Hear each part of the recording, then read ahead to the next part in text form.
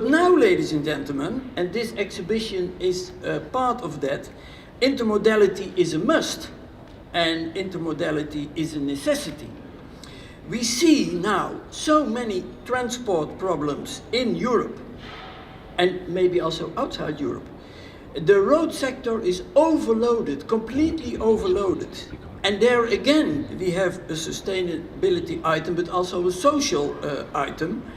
And therefore, I think I'm so happy that the European Commission and especially the Commissioner made this year Intermodality Year 2018. In European transport, however, regulation and the states continue to play an accentuated role. Framework regulation is sometimes needed. Therefore, the sector alone cannot master all the changes that it faces. Until the dismantling of government involvement in the daily affairs of transport does not happen, we must do what is second best: to inform politicians as thoroughly as we can about what goes on, with the objective to get the most rational decisions from them, from all of us. 95% of all manufactured goods were in an intermodal shipping container at some point during their process. There's ample opportunity for all of us to participate, grow this business.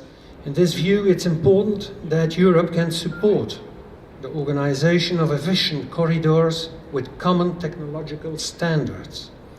Operational, regulatory, investment and legislative changes would be needed to enable European rail freight to deliver on the expectations of society. The sector will need to be more involved in efficient and simplified operational procedures, as well as allocate better quality and a higher quantity of train paths to freight lanes. Infrastructure investments should adhere more closely to the needs of rail freight. It's necessary to create rules allowing a level playing field between the various competing modes of transport with regards to both the accessing of infrastructure and the internalization of external costs. Commission already adopted several measures, rail freight corridors, which are now very much aligned with the core backbone of European Union, so with the 9 European corridors. River information system that is bringing on board strong also inland waterways, which with railways are the most decarbonized modes in order for the European transport and logistic models. Today we are at the brink to assess and to revise the Combined Transport Directive of '92. In the evaluation document on the existing directive, we can read that during the time it has been in force, the directive has contributed to the development of combined transport in the EU. Combined transport operations have quadrupled during the last 2 decades, and with that helped to shift a considerable amount of freight away from road. In external costs, it has brought substantial savings. In 2018, we are now following on the proposal that was introduced in November on the Combined Transport Directive, so I do hope that we will be able to complete it.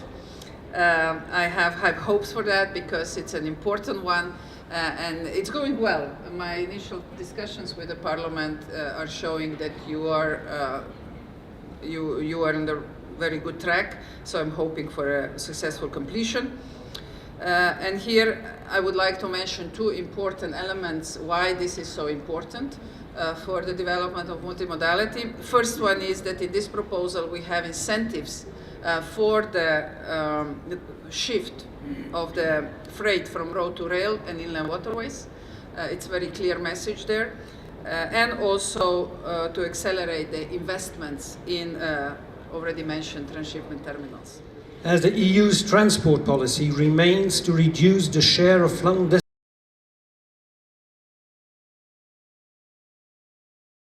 our Minister states with other stakeholders that the directive remains an effective tool in principle to support the modal shift.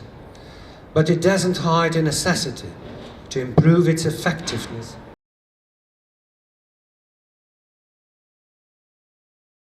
Directive should support intermodal combinations with shortest possible road legs and long-distance freight by rail, inland waterways or short sea. I would also like to thank the organization that we love to use the abbreviation for, UIRR, and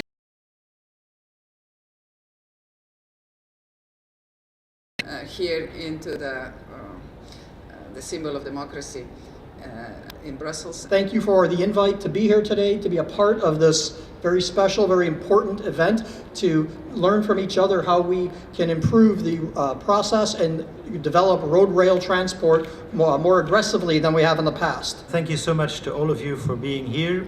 It's really a premiere because we have here all the European institutions. We have the Commission, we have the Parliament and the Council, so the Belgian Ministry.